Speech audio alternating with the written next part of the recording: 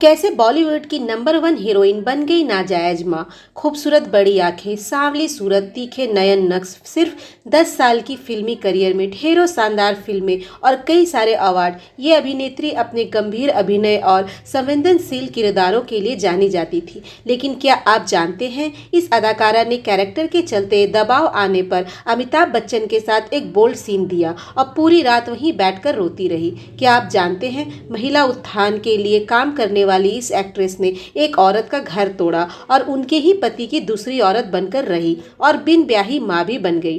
कौन थी ये अदाकारा, क्या थी उनकी कंट्रोवर्सी भरी जिंदगी और क्यों वो इतनी जल्दी दुनिया से चली गई, बताएंगे ये सब कुछ आज इस वीडियो में। तो मेरे साथ बने रहिए वीडियो के अंत तक।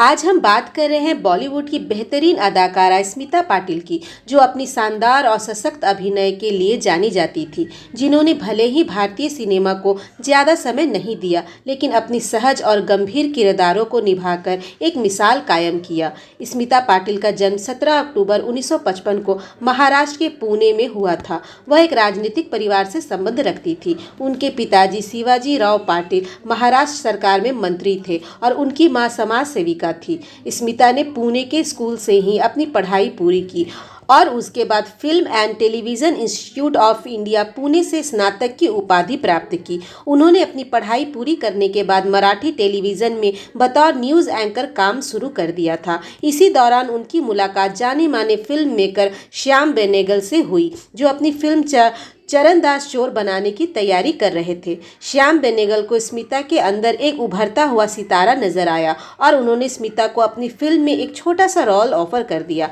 इस फिल्म के जरिए स्मिता ने बता दिया कि हिंदी फिल्मों में एक नया सशक्त नाम जुड़ गया है। इसके बाद 1975 में श्याम बेनेगल द्वारा ही निर्मित फिल्म निशांत में स्मिता पाटिल को काम करने का मौका मिला। उसके बाद 1976 में मंथन और 1977 में फिल्म भूमिका से वह एक सशक्त अभिनेत्री के रूप में सामने आई। मंथन फिल्म में निभाई अपनी भूमिका द्वारा स्मिता पाटिल ने अपने आप को साबित कर दिया था और यह फिल्म बॉक्स ऑफिस पर सुपरहिट हुई थी। स्मिता पाटिल को महान फिल्मकार सत्यजीत रे के साथ भी काम करने का मौका मिला। मुंशी प्रेमचंद्र की कहानी पर आधारित फिल्म सदगति उनके द्वारा अभिनीत श्रेष्ठ फिल्मों में आज भी शुमार की जाती है। उन्होंने साल 1981 में प्रदर्शित फिल्म चक्र में झुग्गी झोपड़ी में रहने वाली महिला के किरदार को पर्दे पर इस तरह जीवंत किया कि इसके लिए दूसरी बार राष्ट्रीय फिल्म पुरस्कार से उन्हें सम्मानित किया गया। 80 के दशक में स्मिता पाटिल ने व्यावसायिक सिनेमा की ओर रुख किया।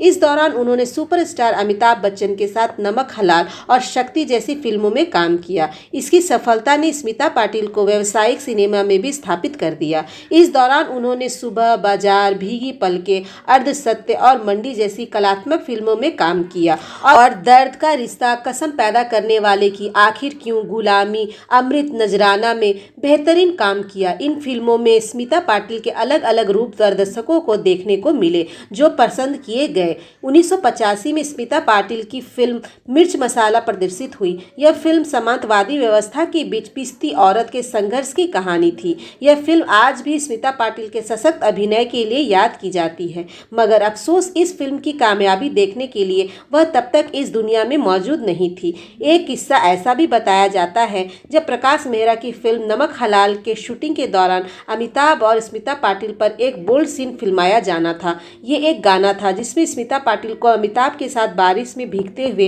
डांस करना था। गाने की शूटिंग पूरी होने के बाद उन्हें एहसास हुआ कि उनसे गलती हो गई है और इस गाने में दी गई बोल्ड सीन को लेकर वो शर्मिंदा महसूस करने लगी। इसी बात को लेकर वो पूरी रात रोती रही। उसके बाद अमिताभ बच्चन ने उन्हें काफ़ी समझाया और शांत किया। अगर उन्हें मिले अवार्ड और सम्मान की बात करें तो सिर्फ 10 साल के अपने फिल्मी करियर में उन्हें 2 बार सर्वश्रेष्ठ अभिनेत्री का नेशनल अवार्ड दिया गया और 3 बार फिल्म फेयर पुरस्कार भी उन्हें मिला। भारत सरकार ने 1995 में उन्हें पद्म श्री से भी सम्मानित किया।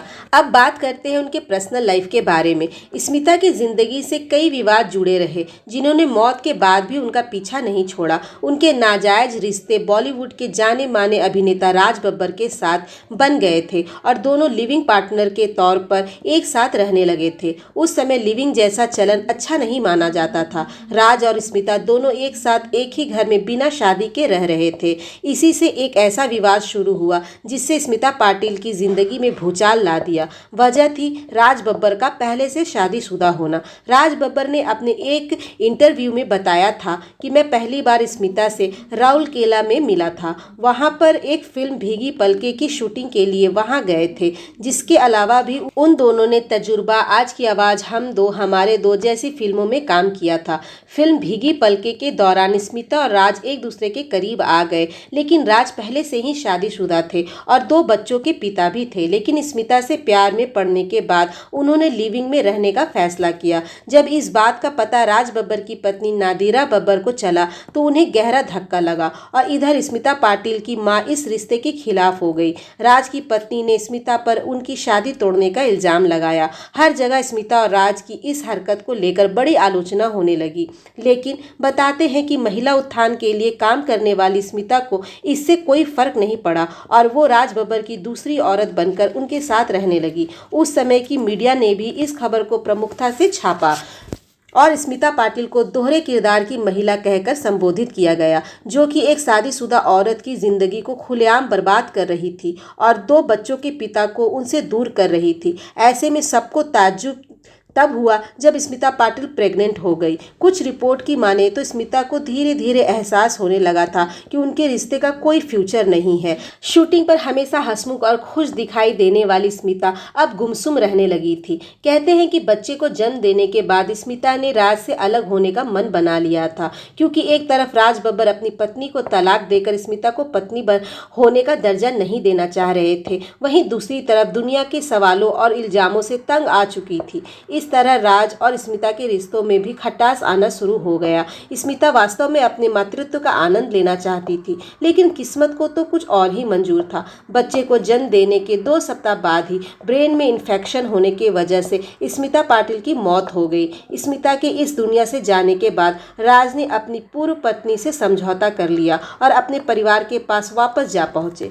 स्मिता के द्वारा जन्म दिए गए अनाथ और मासूम बच्चे की जिम्मेदारी स्मिता के माता पिता ने ली। स्मिता और राज के बेटे प्रतीक धीरे धीरे बड़े हो रहे थे, लेकिन बड़े होने के साथ ही उन्हें अपने माँ बाप की सच्चाई पता चल रही थी। प्रतीक के मन में अपने माँ बाप के लिए नफरत पैदा हो गई और वह माँ बाप के नाम से भी चिढ़ने लगे थे। अभी प्रतीक एक बॉलीवुड अभिनेता हैं और अपने माँ बाप में से किसी का सरनेम इस्तेमाल नहीं करते। पहले उनके नाम के आगे प्रतीक बब्बर लिखा जाता था, लेकिन अब प्रतीक अपने नाम में किसी का सरनेम नहीं लगाते। हालांकि समय के साथ अपनी माँ को लेकर उनके व्यवहार में और उनके सोच में बदलाव आया और वह मां के प्रति थोड़े से सहज हुए। कह सकते हैं कि स्मिता पाटिल के द्वारा लिए गए कुछ गलत फैसले जहां एक परिवार को तोड़ने की हद तक चले गए, वहीं एक मासूम बच्चे के मन में भी बुरा असर डाल गए थे, जो हमेशा उसके जहन में रहेंगे। स्मिता पाटिल जरूर एक महान कलाकारा थी, लेकिन अपनी निजी जिंदगी में वो कभी भी सही फैसला नहीं कर पाई। दोस्तों, अगर आप लोगों को मेरी ये पेशकश थोड़ी सी भी अच्छी लगी हो तो कृपया कर मेरे चैनल को सब्सक्राइब कर मेरे परिवार का सदस्य बन जाए, ताकि मैं आगे भी ऐसे ही अच्छी अच्छी जानकारियाँ बॉलीवुड से रिलेटेड आप लोगों तक पहुँचाती रहूँ। नमस्कार।